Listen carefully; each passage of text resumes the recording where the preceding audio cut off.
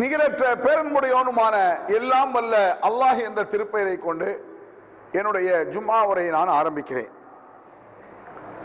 வல்லநாயனின் கருணையும் சாந்தியும் சமாதானமும் நம் உயிரிலும் மேலான நபிகள் பெருமகனார் ரசூலுல்லாஹி ஸல்லல்லாஹு அலைஹி வஸல்லம் அவர்கள் மீதும், அவர்களின் முற்றார் உறவினர்கள் மீதும், அவர்களின் அன்பு தோழர்கள் சஹாபா பெருமக்கள் மீதும், நம் எல்லோரின் மீதும் என்றும் உண்டாகட்டுமாக. அன்பிற்குரிய பெரியவர்களே, தாய்மார்களே, சகோதர சகோதரிகளே,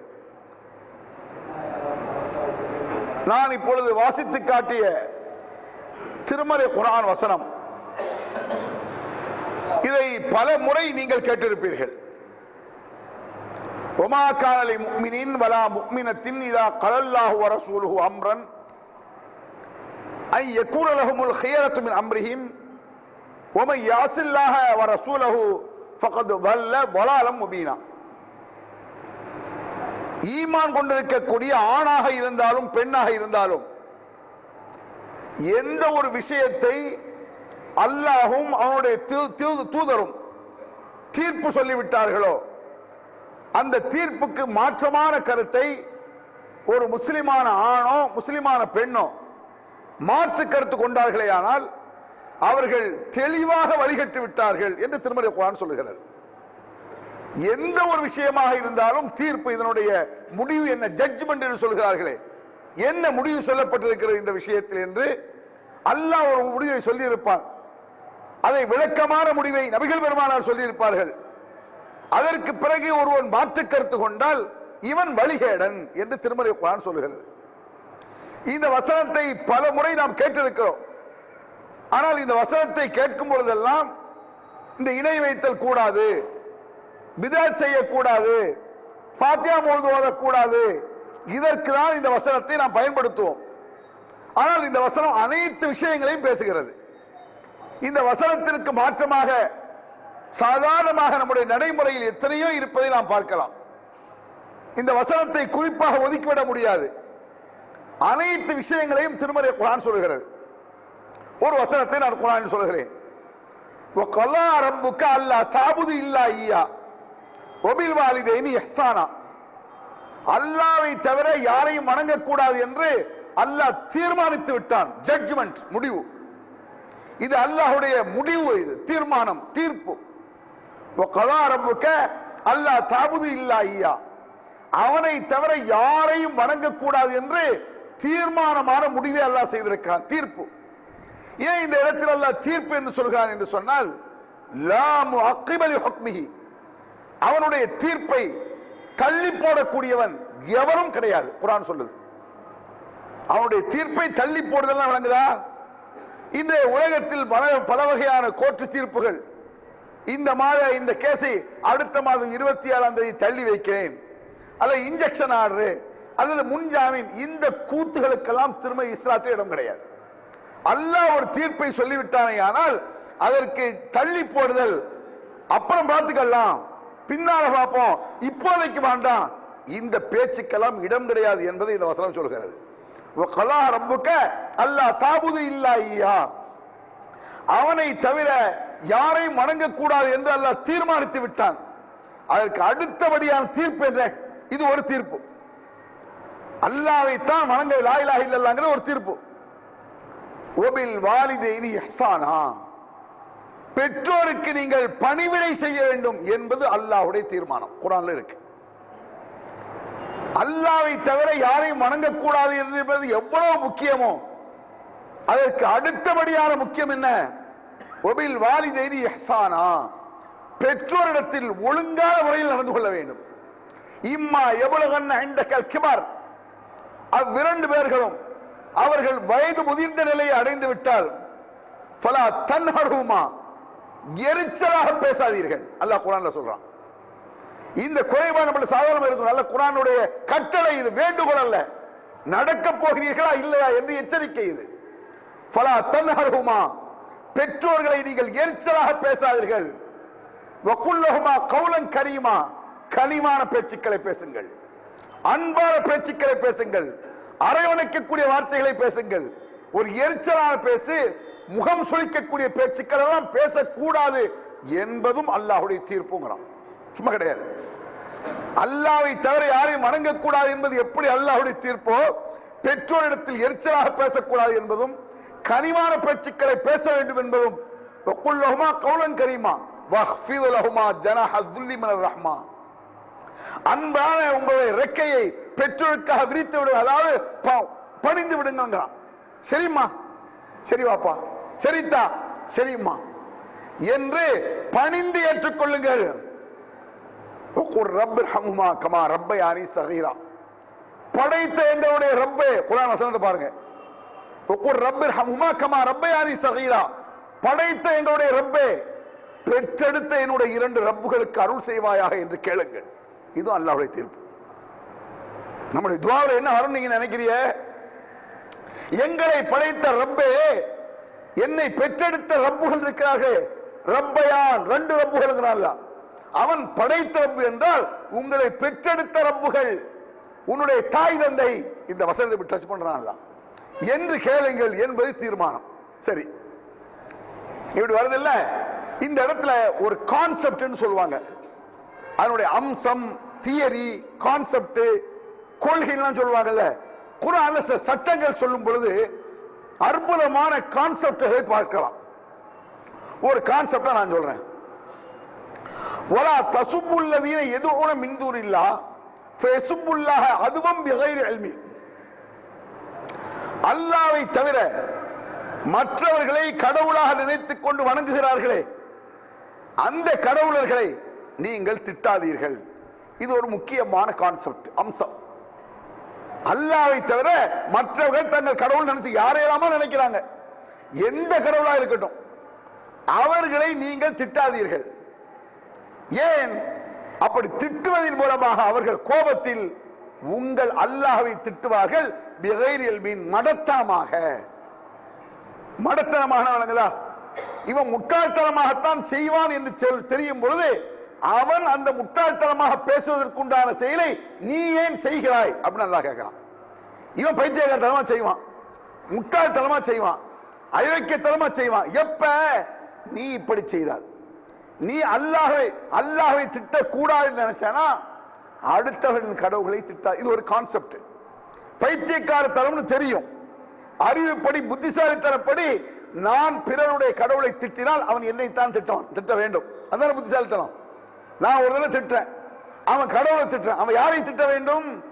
என்னைத்தான் திட்ட. நான் தானே திட்டிருக்கேன், திட்டிய என்னை திட்ட வேண்டுமே தவிர அவன் அப்படி செய்ய மாட்டான். மாறாக என்னுடைய கடவுளை திட்டுவான். என்னுடைய கடவுளை அவன் திட்டுவதற்கு காரணமாக நான் இருந்திருக்கிறேன். இந்த மடத்தனத்தை செய்ய வைக்காதீர்கள்.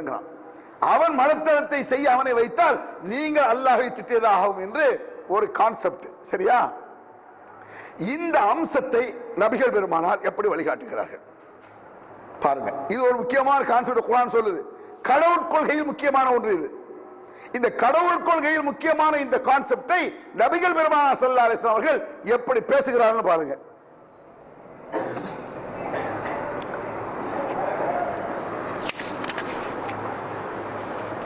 மினல் கபாயிர், பயங்கரமான பாவங்களில் உள்ளது. நபிகள் பெருமானார் சொன்னார்கள் மினல் கபாயிர். திருமறை குர்ஆன் இஸ்லாமிய வழக்குப்படி பயங்கரமான பாவம் என்னது? இணை வைத்தல். இணை வைத்தலுக்கு அடுத்தபடியான கடுமையான, இறைவனுக்கு எரிச்சலை ஏற்படுத்தக்கூடிய பாவம் மினல் கபாயிர். ஷத்முர் ரஜுலி வாலிதைஹி, ஒருவன் தன் பெற்றோரை திட்டுவது பயங்கரமான பாவத்தில் உள்ளது அப்படிங்கிறாங்க ரசூல் ஸல்லல்லாஹு அலைஹி வஸல்லம். உன்னை சஹாபாக்கள் கேட்டாங்க, யா ரசூலல்லாஹ் வஹல் யஷ்துமுர் ரஜுலு வாலிதைஹி, ஒருவன் தன் பெற்றோரையும் திட்டுவானோ? ஆச்சரியமா இருக்கு சஹாபாக்களுக்கு. அது பெற்றோரை திட்டுவது பயங்கரமான பாவம் என்று நபிகள் பெருமானார் சொல்கிறார். சஹாபாக்கள் கேள்வி என்ன? ஒருவன் தன் பெற்றோரையும் திட்டுவானோ? பெற்றோரை திட்டுவது என்பது ஆச்சரியமாக இருக்கிறது. நமக்கு ஆச்சரியமாக இருக்கும். பெற்றோரை திட்டுவிடார் என்று சொல்லி திட்டுவாங்க கேட்டா நமக்கு ஆச்சரியமா இருக்காது. திட்டவா, தூக்கி போட்டு மிதிப்பானுங்க அப்படின்னு நம்ம சொல்லுவோம். நமக்கு அது ஆச்சரியம் இல்லை, சாதாரணம். சஹாபா பெருமக்களுக்கு பேராச்சரியம். வஹல் யஷ்துமுர் ரஜுலு வாலிதைஹி, ஒருவன் தன் பெற்றோரையும் திட்டுவானா? ஆமா, எப்படி? யசுப்பு அபர் ரஜுல் ஃபயசுப்பு அபாஹு வயசுப்பு உம்மஹு ஃபயசுப்பு உம்மஹு. நீ ஒருவனின் தந்தையை திட்டுகிறாய், அவன் உன்னுடைய தந்தையை திட்டுகிறான். இதுதான் நீ உன்னுடைய தந்தையை திட்டியது அப்படிங்கிறார் சொல்லலாம். லாஜிக்கல் வார்த்தை விளங்குறாரு. நீ ஒருவனின் தந்தையை திட்டுகிறாய், உடனடியாக அவன் உன் தந்தையை திட்டுகிறான். நீ ஒருவனின் தாயை திட்டுகிறாய், உடனடியாக அவன் உன் தாயை திட்டுகிறான். ஆக நீ தான் உன் தாயை திட்டினாய். இதுதான் அந்த அம்சம். கடவுளுக்கு அல்லாஹ் குர்ஆன்ல சொல்லியிருக்கானே, பிற கடவுள்களை நீங்கள் திட்டும் போது அவர்கள் உங்கள் கடவுளை திட்டுவார்கள். அதுபோல பிறரின் பெற்றோரை திட்டாதீர்கள். திட்ட என்ன? உங்க அம்மா தான் திட்டுவாங்க. ஒரு போய் நீ சத்தம் கோவத்தில் என்ன சொல்ல, உங்க அப்பனை பத்தி தெரியாதாடா அப்படின்னுங்க. உன்னை பத்தி தெரியாத, உங்க அப்பனை பத்தி தெரியாதோ அப்படிமா. இதுதான் மனுஷனுக்கு வரும். உங்க அம்மா அப்பா தெரியாதா, நீ பிராடு, உங்க அப்பா பிராடு, உங்க அம்மா பிராடு, போடா உங்க அப்பா தான் பிராடு, உங்க அம்மா, இப்படித்தான் வரும் கோபம். ஆக நீ தான் உன் தாயை திட்டியதாக அர்த்தம். எப்படிப்பட்ட வார்த்தை பார்த்தீங்களா? இது நம்மள சாதாரணமா இருக்கா இல்லையா? நீங்க நினைச்சிட்டு இருக்கிறீங்க நம்ம அம்மாவை திட்டோம். ஆமா, நீ அம்மாவை தான் திட்டேன். இது சாதாரண பாவமா? இது இப்படி திட்டுவது வழிகேடு. ஞாபகம் வச்சுக்கிறேங்க. குர்ஆன்ல முதல்ல வசனம் சொன்னானே, அல்லாஹும் அல்லாஹ்வுடைய தூதரும் ஒன்றை முடிவெடுத்து விட்டால் அதற்கு மாற்றமான வழிகளை கையாள்வது வழிகேடு. நீ உங்கள் அடுத்தவருடைய தாயை திட்டாதே. அப்படி திட்டுவதால் உன் தாயை அவன் திட்டுவான். கடைசியில் அல்லாஹும் அல்லாஹ் தூதர் சொன்ன முடிவுக்கு மாற்றமாக நடக்கிறாய், வழிகேட்டின் உச்சத்தில் இருக்கிறாய் அர்த்தம். ஏதோ இந்த வசனம் ஷிர்க் பிதஅத்துக்கு தான் நினைச்சிட்டு இருக்காதீங்க. நபிகளுக்கு மாற்றமான ஒரு சில நினைச்சுக்காதீங்க. அத்தனை செயலுக்கும் திருமலை நபிகள் நாயகம் ஸல்லல்லாஹு அலைஹி வஸல்லம் அவர்கள் இதை சொல்லி காட்டுகிறார்கள். அடுத்து பாருங்க ஒரு வசனம்.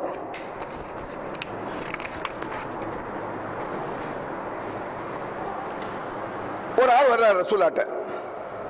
யா ரசூலல்லாஹ், மன் அஹப்பு ஸுஹபா, நான் யாரிடத்தில் நேசமாக நடந்து கொள்ள வேண்டும் உலகத்தில்? ரசூலுல்லாஹ் சொன்னாங்க, உம்முக்க உம்முக்க உம்முக்க சும்மா பாக்க. நீங்க கேள்விப்பட்டிருப்பீங்க. உன் தாய் உன் தாய் உன் தாய், அதற்கு பிறகு உன்னுடைய தந்தைங்கிறார் ரசூல் ஸல்லல்லாஹு அலைஹி வஸல்லம். யாரிடத்தில் நேசமாக நடந்து கொள்ள வேண்டும் என்பது கேள்வி. ரசூலுல்லாஹ் சொல்றது உம்முக்க உம்முக்க உம்முக்க சும்மா பாக்க. தகப்பனை மதிக்க வேண்டும், அதை விட 3 மடங்கு தாயை மதிக்க வேண்டும். மதிக்கிற மனமா வழக்கத்தில் அப்படி இருக்கா? அத்தாவ வாப்பாவை தகப்பனை வாங்கத்தா, உட்காருங்கத்தா, போங்கத்தா, அம்மா ஏம்மா வா உட்கார், போ வா. தாயை மரியாதை நம்ம கூப்பிடுறது இல்லையே. ஒரு பேச்சுக்கு நம்ம தாயை மரியாதை கூப்பிட்டு அவங்களே சிரிப்பாங்க. வாங்கம்மா உட்காருங்கம்மா, என்னடா இன்னைக்கு வாங்க போங்கிற. தாய்க்கே ஆச்சரியமா இருக்கும், பழக்கத்தில் இல்லை.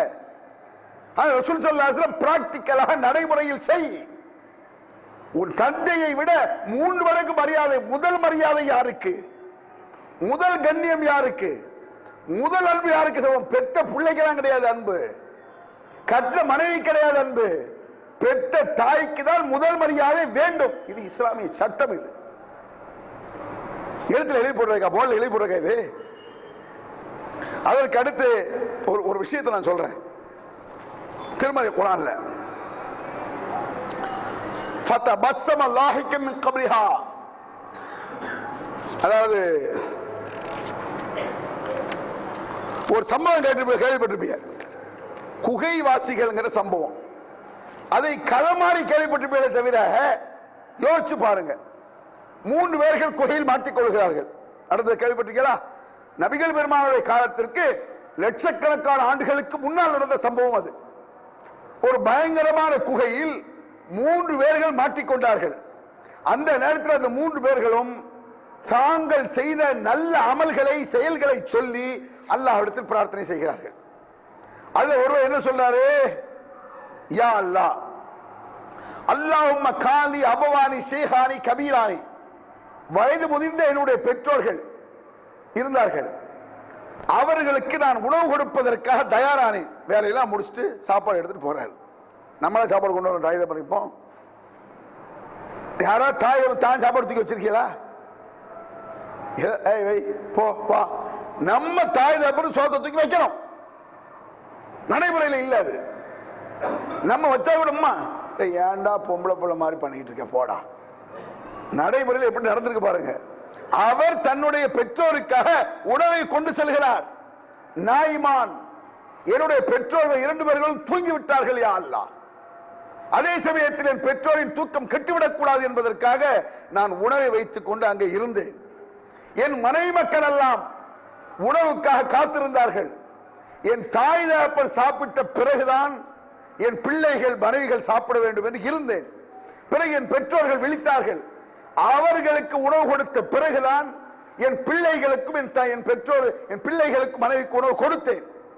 இதை நான் செய்தது யா அல்லாஹ், நீ என்னை திருப்தியாக ஏற்றுக்கொள்ள வேண்டும் என்பதற்காக யா அல்லாஹ்ங்கிறார். இந்த துஆவை கேட்கும் பொழுது இந்த செயலை சொல்லி உலகத்தின் கஷ்டத்தை போக்கும்படி கேட்கிறார். அதை பார்க்க நீங்க மறுமையில் கஷ்டம். 2வது, உலகத்திலே ஒருவருக்கு சிக்கல் ஏற்பட்டால் அல்லாஹ்விடத்தில் துஆ செய்யும் பொழுது, யா அல்லாஹ், என் பெற்றோருக்கு நான் இப்படி செய்திருக்கிறேன், யா அல்லாஹ் இந்த கஷ்டத்தை போக்கி என்று அவர் செய்தார். உலக கஷ்டம், உலகத்தில் ஒரு ஆக்சிடென்ட், ஒரு சிக்கல், ஏதோ என்ன சிக்கலாக இருந்தாலும் சரி, பெற்றோருக்கு செய்த நல்லதை அல்லாஹ்விடத்தில் சொல்லி, யா அல்லாஹ் என் கஷ்டத்தை போக்கி யா அல்லாஹ் என்று அவர் கேட்டார்.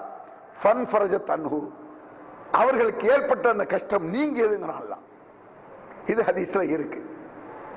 இந்த ஹதீஸை பேசிய மாத்திரத்தில் சில பேருக்கு, சில பெண்களுக்கு என்ன வரும், ஏற்கனவே என் புருஷன் தாய் தான் அம்மா அம்மான்னு குதிப்பார், இப்ப இது வேறையா இவர் வந்து இதை சொல்லிட்டு அப்படிம்பாங்க. நான் சொல்லவில்லை, இது நபிகள் பெருமானார் சொல்ல. அப்படி சில ஊர்ல என் புருஷனை கையில பிடிச்ச முடியாது அம்மா அம்மான்னு தலைவர், இப்ப இதை வேற இவர் சொல்லிட்டு அவ்வளவுதான். நானா சொன்னேன், என்னுடைய கருத்தா இது. உம்முக்க உம்முக்க உம்ம, உன் தாய் உன் தாய் உன் தாய் என்பது ஹதீஸ். ஓ மனைவி ஓ மனைவி ஓ மனைவி அப்படி இல்லையே. உன் புள்ள அப்படியா இருக்கு இல்லையே. முதலில் தாய் தான். சில பெண்கள் அப்படின்னா எங்களோட உங்களுக்கு உங்க அம்மா தான் பெருசா. ஆமா ஆமா ஆமாங்கணும். அதுல யோசனை செலவு கேட்டா அப்படிலாம் இல்லை, நீ இருந்தான்னு எனக்கு ஃபர்ஸ்ட் அப்படி சொல்லணுமா? அப்படி ஹதீஸ்ல எங்க இருக்கு? கற்பனையா இது? உன்னுடைய தாய் தான் உன்னுடைய தாய் தான் உன்னுடைய தாய் தான். எந்த அளவுக்கு சிறப்பு தெரியுமாங்க? ஒரு சம்பவத்தை நான் உங்களுக்கு சொல்றேன். சுலைமான் அலைஹிஸ்ஸலாத்து வஸ்ஸலாம் அவர்கள், அவருடைய சிறப்புக்கு சொல்லி மாளாது. உலகத்தின் மிக பிரம்மாண்டமான ராஜாங்கம் சுலைமான் அலைஹிஸ்ஸலாம் அவருடைய ராஜாங்கம். சக்கரவர்த்தினா அவர் தான். ஏன்? சின்ன சின்ன பறவைகள் எல்லாம் சுலைமான் அலைஹிஸ்ஸலாம் இடத்திலே பேசியதுங்களால் தான். எறும்பு பேசியது விளங்கியது. பெரும் பெரும் ஜின்கள், மனிதர்களால் நகர்த்த முடியாத கொப்பரைகளை நகர்த்தக்கூடிய ஜின்கள் அவர் சொல்ல கேட்டனங்கிறான் அல்லாஹ் குர்ஆன்ல. கொப்பரைனா நீ இப்ப இருக்கிற கொப்பரை தாக்ஸா நீங்க நினைக்காதீங்க. இப்ப இருக்கிற தாக்ஸா சாதாரண நம்மளே தூக்கிடலாம். அன்றைய காலத்தில் கொப்பரைங்கிறது எப்படி இருக்கும்னு நினைக்கிறீங்க? குறைஞ்ச இந்த பள்ளிவாசல் தள்ளி இருக்கும். அப்படி வச்சுக்கிடுங்க. ஒரு கொப்பரை இந்த பள்ளியை விட பெருசா இருக்கும். ஏன்னா 60 அடி 70 அடி மனுஷன் வாழ்ந்திருக்கான். 60 அடி 70 அடினா உயரம் 60 அடின்னு சொன்னா சுத்தளவு ஒரு 20 அடியாக இருக்கும். கற்பனை பண்ணி பாருங்க. இந்த டைனோசர் காலங்கிறான்லங்க, இந்த டைனோசர் காலத்துல அப்படி இருக்குங்கிறான். ஹதீஸ்ல வருது 60 75 எடுத்து வாழ்ந்ததா. 950 ஆண்டுகள் வாழ்ந்தா நூஹ் அலைஹிஸ்ஸலாம் அல்லாஹ் குர்ஆன்ல. இதெல்லாம் ஆய்வு பண்ண யோசிச்சு பார்க்கும் பொழுது பிரம்மாண்டமான மனிதர்கள் வாழ்ந்திருக்கிறான். டைனோசர்லாம் அவனுக்கு யானை மாதிரி. நம்மளுக்கு டைனோசர் பயங்கரம். அவங்களை பொறுத்து யானையை பார்த்து டைனோசர் பார்த்தா யானை மாதிரி பார்ப்பான். அப்ப யானையெல்லாம் அவனுக்கு பூனை மாதிரி இப்படி அடிச்சா ஒரு தட்டு தட்டி விட்டுருவான். ஒரு ஆட்டுக்குட்டியை அப்படி தள்ளுற மாதிரி யானையை தள்ளி விட்டுருவான். அந்த மாதிரி மிக பிரம்மாண்டம் 60 அடி 70 அடி ஆட்கள் வாழும்போது அவங்களே சாப்பாடு ஆக்கணும். கொப்பரை எப்படி இருக்கணும்? தேக்ஸா எப்படி இருக்கணும்? நகர்த்த முடியாத கொப்பரைகளை தேக்ஸாக்களை எல்லாம் நகர்த்தக்கூடிய பயங்கர சக்தி வாய்ந்த ஜின்களை சுலைமானுக்கு நாம் கட்டுப்படுத்தி கொடுத்திருந்தோம் என்றால் அவர் ராஜாங்கம் சாதாரண கிடையாது. பயங்கரமான ராஜாங்கம். அப்படி ஒரு ராஜாங்கம் உலகத்தில் வேற யாரும் கிடையாது.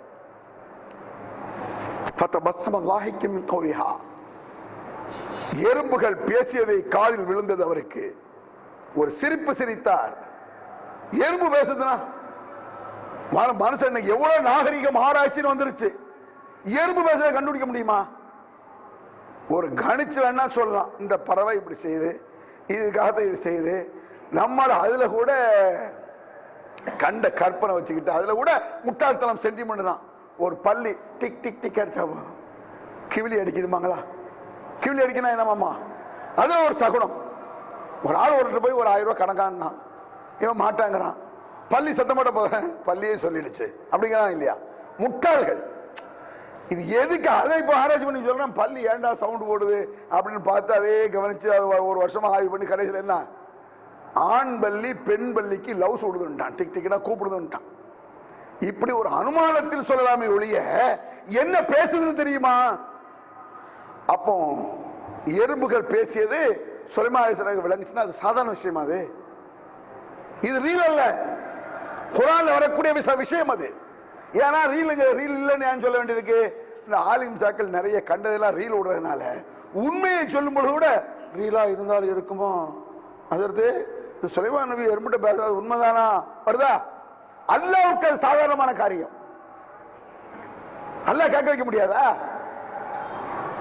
மாட்டுக்கு எவ்வளவு பெரிய நாக்கு, அதுக்கு பேசுற சக்தி இல்லையே, இந்த நாக்கு எப்படி வந்துச்சு? நம்ம எல்லாம் விட பெரிய நாக்கு தானே மாட்டுக்கு. மாட்டுக்கு, ஆட்டுக்கு, எருமைக்கு, யானைக்கெல்லாம் பேசும் சக்தி இருந்தா, நம்ம ஏதாவது செய்ய கொஞ்சம் புத்திசாலியும் பேச சக்தி இருந்தா நம்ம ஏதாவது சொல்ல முடியுமா?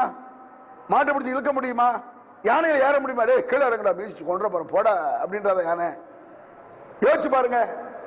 அப்ப இறைவன் நாடுகிறான், பேசும் ஆற்றலை இறைவன் கொடுத்தான், கேட்கும் ஆற்றலை அல்லாஹ் கொடுக்கணும். எறும்புகள் பேசியது சுலைமான் நபியுடைய காதில் விழுந்து அவர் சிரித்தார். அது சாதாரண விஷயம் கிடையாது, கற்பனைக்கு ஏற்ற மாட்டேங்குது. எவ்வளவு பெரிய ஆற்றலை அல்லாஹ் சுலைமான் நபி கொடுத்திருந்தான். அவர் சொல்றார் பாருங்க, ரப்பி அவுஸானி அன் அஷ்குர நிஅமத்தக அல்லதி அன்அம்த அலைய வ அலா வாலிதைய வ அன் அமல சாலிஹன் தர்லாஹு. யா அல்லாஹ், என்ன துஆ கேட்கிறாரு? இவ்வளவு பெரிய ராஜாங்கத்தில் பதவியில் இருந்து கொண்டு துஆவை எப்படி கொண்டு வர்றாங்க தெரியுமா சுலைமான் அலைஹிஸ்ஸலாம்? அது அல்லாஹ் நமக்கு சொல்றானே, ரப்பி அவுஸானி அன் அஷ்குர நிஅமத்தக அல்லதி அன்அம்த அலைய வ அலா வாலிதைய. யா அல்லாஹ், எனக்கும் நீ அருள் செய்திருக்கிறாய், என் பெற்றோருக்கும் நீ அருள் செய்திருக்கிறாய். என் பெற்றோருக்கு அருள் செய்தாதான் நான் இப்படி வர முடியும். எனக்கும் அருள் செய்திருக்கிறாய், என் பெற்றோருக்கும் நீ அருள் செய்திருக்கிறாய், அதற்காக உனக்கு நான் நன்றி செலுத்த வேண்டும், அதற்காக நீ எனக்கு உதவி செய்வாயாக. இவ்வளவு துஆ அந்த வசனம். ரப்பி அவுஸிஅனி அன் அஷ்குர நிஅமத்தக அல்லதி அன்அம்த அலைய வ அலா வாலிதைய. எனக்கும் என் பெற்றோருக்கும் நீ செய்த அருளுக்காக உனக்கு நான் நன்றி செலுத்த வேண்டும் என்பதற்காக நீ எனக்கு உதவி செய்வாயாக என்பது துஆ குர்ஆன்ல. ரசூலுல்லாஹ் சொன்னாங்க, அல்லாஹும்ம அஇன்னி அலா ذிக்ரிக வ ஷுக்ரிக வ ஹுஸ்னி இபாதத்திக. யா அல்லாஹ், உன்னை வணங்க வேண்டும், உன்னை நான் நினைக்க வேண்டும், உனக்கு நான் நன்றி செலுத்த வேண்டும், அதற்காக நீ எனக்கு உதவி செய்ய வேண்டும். இப்படி ஒரு துஆ மட்டும் வருதா? தொழ வேண்டும், வணங்க வேண்டும், இபாதத் செய்ய வேண்டும், உனக்கு நன்றி செலுத்த, நன்றி மறக்காமல் நான் வாழ வேண்டும் என்பதற்கு நீ உதவி செய்வாயாக. ஒரு உதவி, நீ ஒரு தர்மம் செய்றிய, ஒரு 1000 ரூபாய் தர்மம் செய்றிய, ஒரு 10,000 ரூபாய் தர்மம் செய்றியா? அல்லாஹ், எனக்கு நீ அருள் செய்தாய், என் பெற்றோருக்கு நீ அருள் செய்திருக்கிறாய், அதற்காக நான் இந்த தர்மத்தை செய்கிறேன், இப்படி செய்யும்படி என்னை ஆக்குவாயாக. வர்றது இல்லையே துஆ நம்மள்ட்ட. சுலைமான் அலைஹிஸ்ஸலாம் மொத்த ராஜாங்கத்தை அப்படி சொல்றாரு, இவ்வளவு பெரிய அருளை நீ எனக்கு செய்திருக்கிறாய், என் பெற்றோருக்கும் செய்திருக்கிறாய், அதற்கு நீ உதவி செய்வாயாக என்று யார் சொன்னா? சுலைமான் அலைஹிஸ்ஸலாம் சொன்னார்களாம்.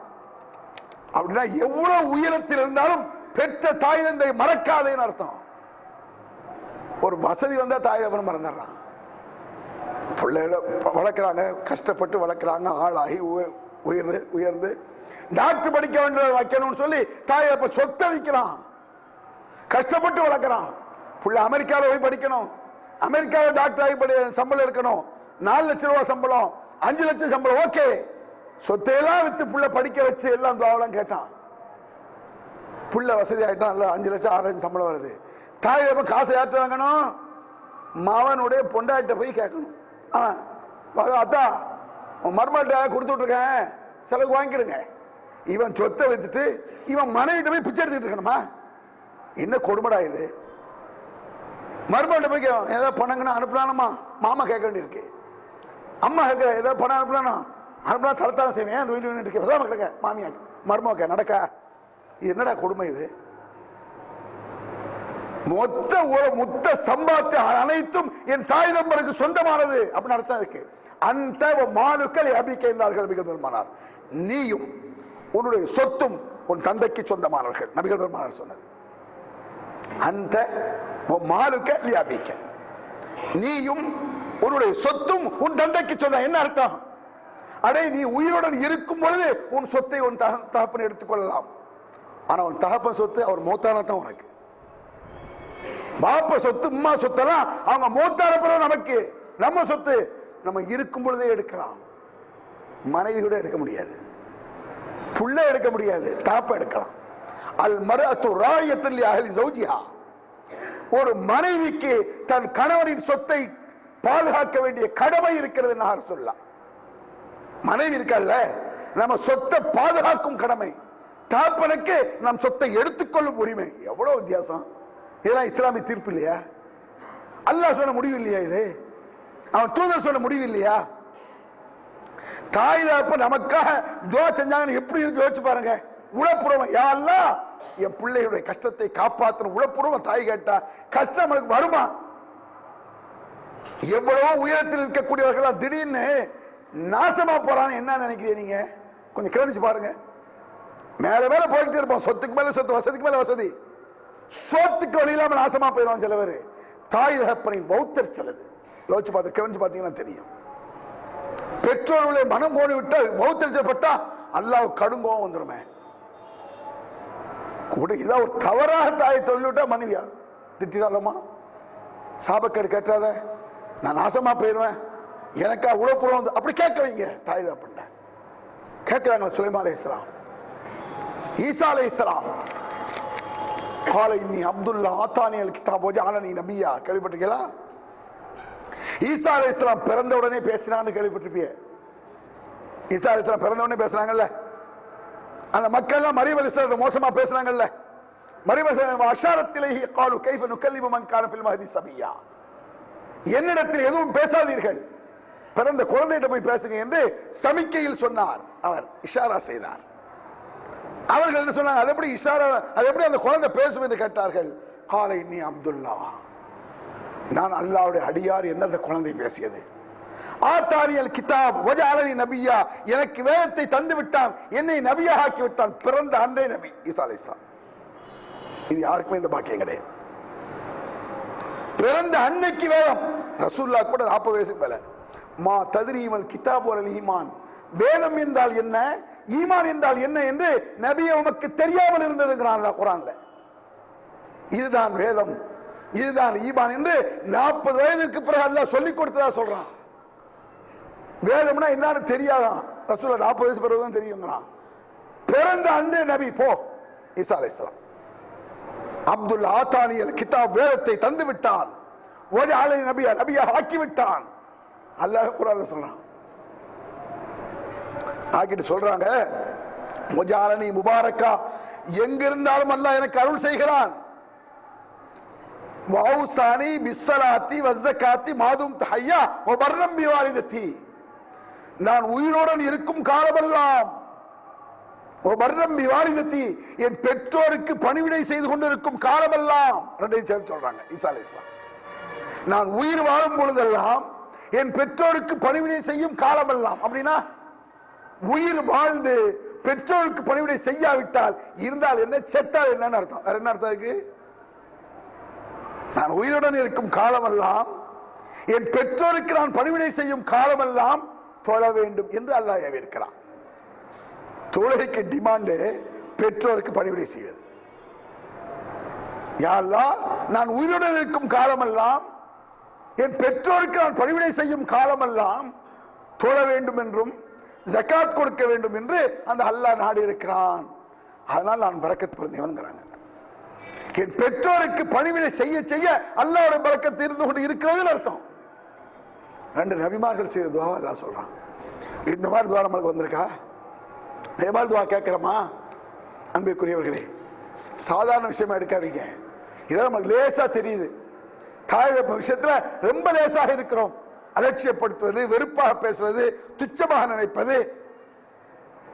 அல்லாஹ்வுக்கு அடுத்தபடியாக ஒன்றை கவனிப்பது என்று சொன்னால் பெற்றோரை. மனைவியெல்லாம் 2ஆம் பட்சம் தான், பிள்ளையெல்லாம் 2ஆம் பட்சம் தான்.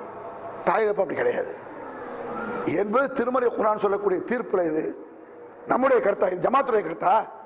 என்னுடைய கருத்தா?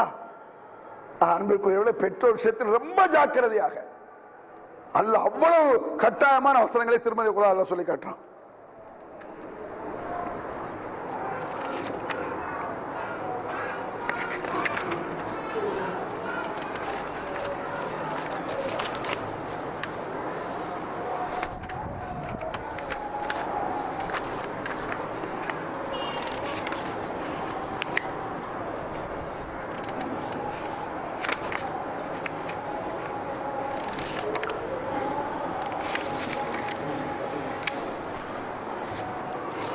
ஆக அன்பிற்குரிய சகோதரர்களே,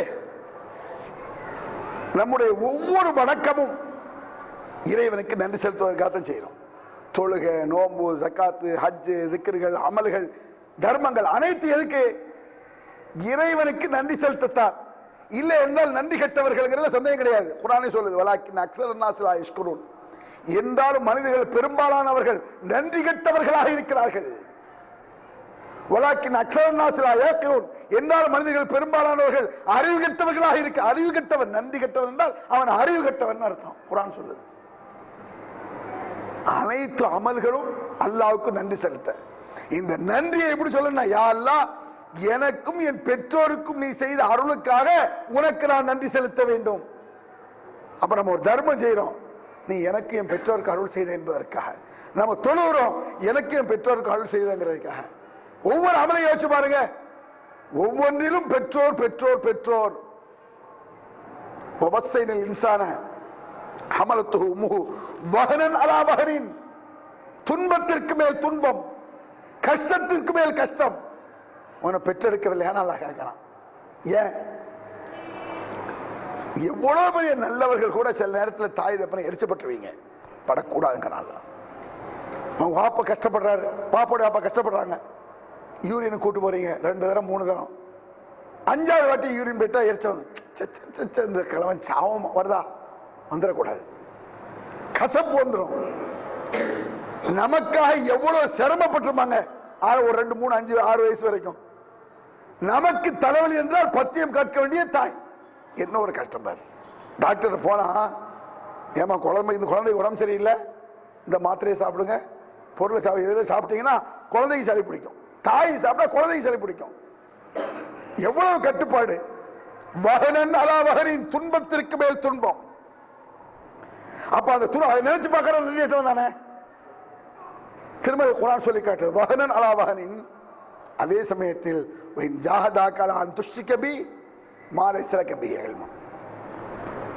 அல்லாஹ்வுக்கு மாற்றமாக ஒரு தவறை தூண்டினால் தாயை சொல்ல கேட்காத. இது பொது விதி. அம்மா வர்றாங்க, அப்பா என்னம்மா ஆஸ்பத்திரிக்கு போகணும், அப்பா சரிம்மா எவ்வளோம்மா வேணும்? 500 ரூபா. இந்த 1000 ரூபா கொடுக்கணும் தாய்க்கு. ஆட்டோவில் போம்மா, ஆஸ்பத்திரிக்கெல்லாம் போயிட்டு வந்தாச்சு. அப்பா என்னம்மா இன்னொரு 1000 ரூபா தான். எதுக்குமா? நாகூர் தர்காவுக்கு போகணுமா? 5 பைசா கிடையாது, உட்காருமா. ஹதீஸ்ல வந்து தூக்கி காசு. ஏன்? லா தாஅத லிமக்லூகின் ஃபீ மஅசியத்தில் காலிக். படைத்தவனுக்கு மாற்றம் செய்யும் விஷயத்தில் யாருக்கும் கட்டுப்படாது. ஏன்? நீ என்னை பெற்றிருக்கிறாய், உன்னையும் என்னை படைத்திருக்கிறான். அங்க மேல பெயர்னால அவனுக்கு அடுத்து நீ. இந்த வசனத்தை எல்லாம் படிக்கிறோமா? இப்ப சில ஹதீஸ் எல்லாம் சொல்லியிருக்கேனா, இதை சொன்ன உடனேயே பெண்களுக்கு ஃபுல்லா சந்தோஷமா இருக்கும்.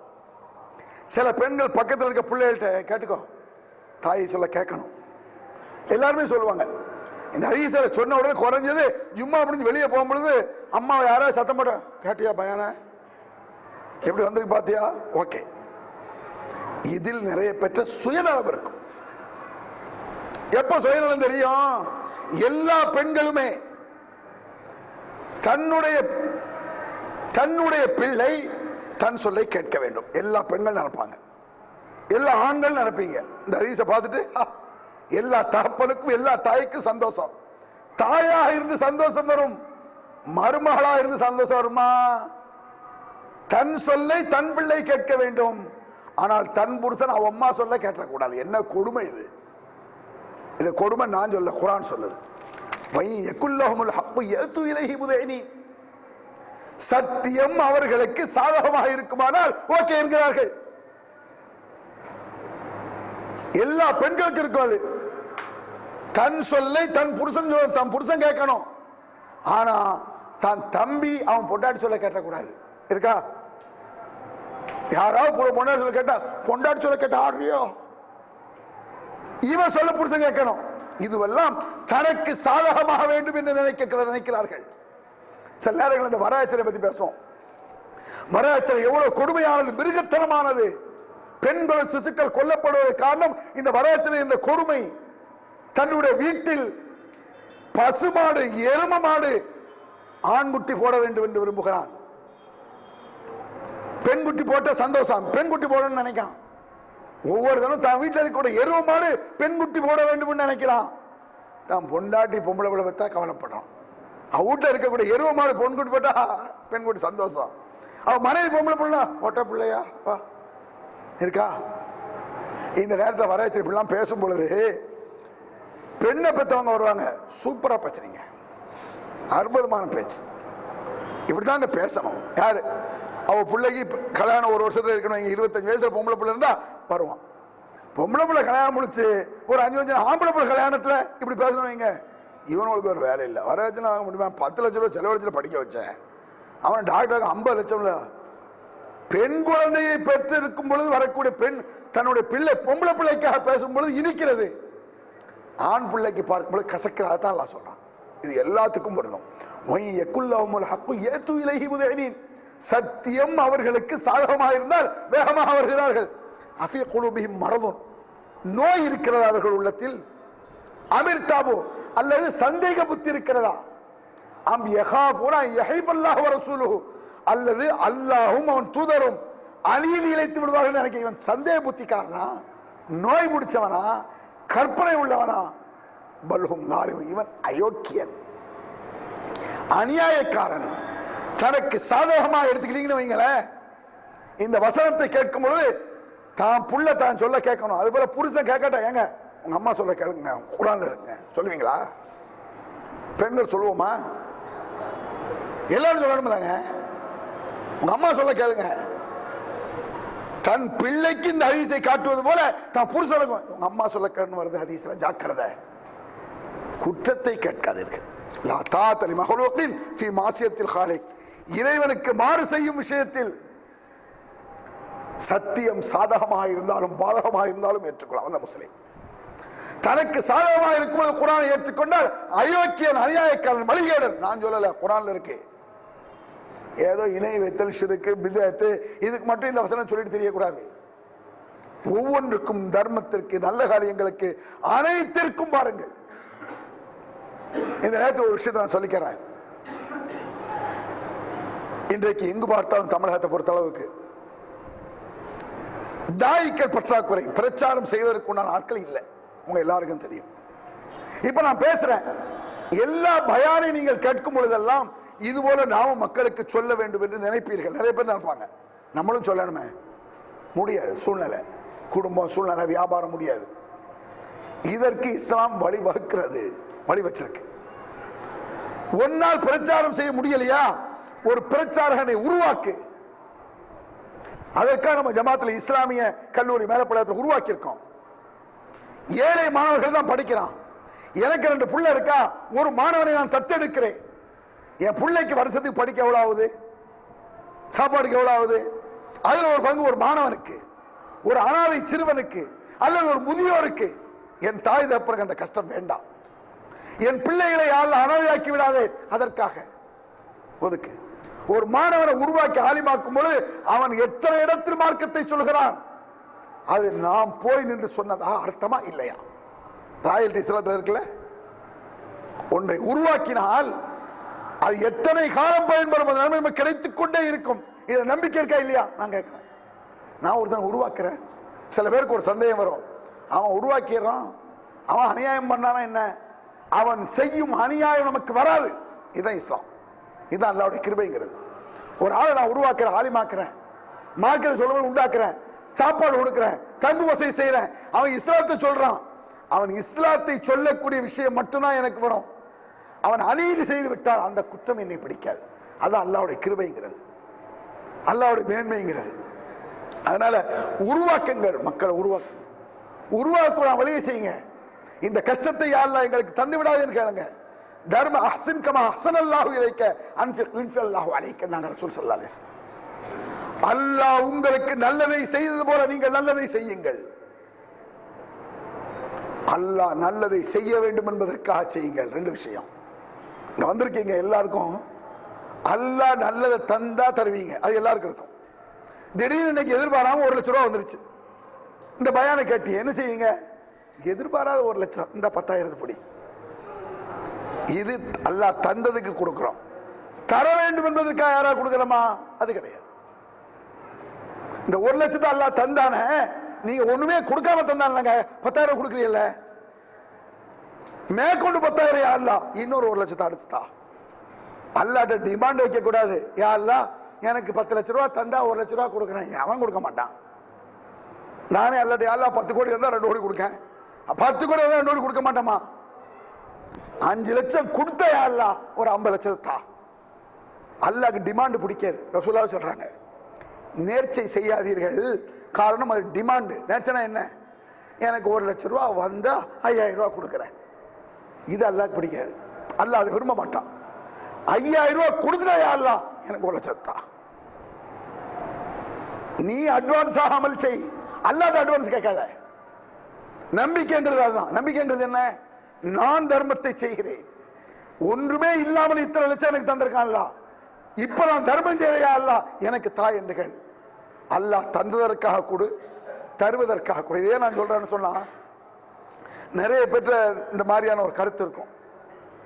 ஏதாவது பண்ணுங்களாங்க மர்சாக்குன்னு சொன்னா, கொஞ்சம் வியாபாரம் கொஞ்சம் டல்லா இருக்கு, கொஞ்சம் பிசினஸ்ல ஸ்டாண்ட் பண்ணிக்கிறேன், டல்லா இருக்கிறதுக்கு தான் கொடுக்கணும். வியாபாரம் டல்லா இருக்கு யா அல்லாஹ் இன்னொரு 5,000 தர்மம் கொடுக்கணும், வியாபாரத்தை பறக்கத்தாக்கு கேட்கலாமே?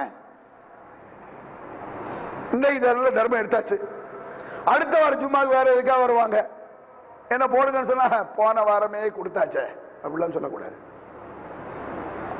அன்றாட உணவுகள் எப்படி தேவை, போன வாரமே கொடுத்தாச்சுங்கிறீங்களே, லா துஹ்ஸி ஃபி ஹுஸில்லாஹு அலைக்க, நீங்கள் கணக்கு பார்க்காதீர்கள், பிறகு அல்லாஹ் கணக்கு பார்ப்பான் என்பது நபிகள் பெருமானாருடைய எச்சரிக்கை, என்னுடைய எச்சரிக்கை அல்ல. மற்ற நம்முடைய தேவைகள் எப்படியோ பதில் சொல்லிட்டு இருக்கோம். போன வாரமே கொடுத்தாச்சு, போன மாசமே கொடுத்தாச்சு. நம்ம தேவைகளை அப்படி சொல்லி பாருங்க பார்ப்போம். வீட்டுக்கு போறிய, எங்க அரிசி தீர்ந்து வச்சு, போன வாரமே வாங்கியாச்ச சொல்லுங்கன்னு பார்ப்போம். அப்ப இந்த வாரம் மண்ணை திரட்டா கேட்காது வீட்டில். வார வாரம் மாசம் மாசம் அன்றாடம் நம்முடைய சம்பாத்தியங்கள் தேவைகள் எப்படி, அது போல அன்றாடம் தர்மம் செய்யுங்கள். அஃதலுல் அமாலி அதுவும் கல்ல, அமல்களில் சிறந்தது தொடர்ந்து அமல்கள். நாங்க ரசூல் ஸல்லல்லாஹு அலைஹி வஸல்லம் தொடர்ந்து ராயல்டி வர்ற மாதிரி செய்யுங்க.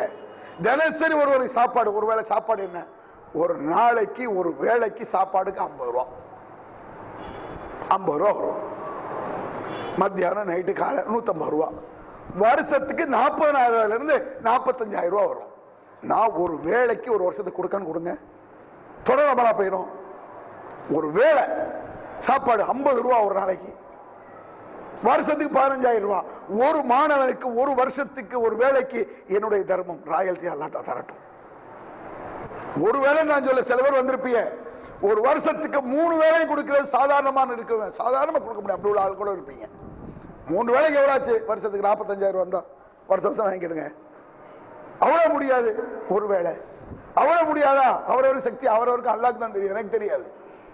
6 மாசத்துக்கு நான் கொடுக்கிறேன், 3 மாசத்துக்கு கொடுக்கிறேன், அது முடியாதா? இந்த ஜும்மாவில் என்னால இவ்வளவுதான் கொடுக்க முடியும். சிறுதுள்ளி பெருவெள்ளம் என்பது சாதாரண விஷயம் கிடையாது. சிறுதுள்ளி பெருவெள்ளம் உதாரணம் சொல்ல லேசா நினைக்கிறாங்க. அந்த சிறு துள்ளி தான் மொத்த உலகத்திற்கும் அருள். மொத்த உலகம் வாழுத அந்த துள்ளி மலையில தானே, அந்த தண்ணி வச்சு தானே. நம்ம நினைக்கிறோம் அங்க அல்லாஹ் எங்கேயோ எவ்வளவு பறக்கத்தாக்கிடுவான், நமக்கு தெரியாது. அதனால இன்றைய ஜும்மா இஸ்லாமிய கல்லூரிக்காக பிரச்சாரங்களை தாய்களை உருவாக்குவதற்காக எடுக்கப்படுகிறது. உங்களால் ஏழு தர்மங்களை தாராளமாக கொடுங்கள்.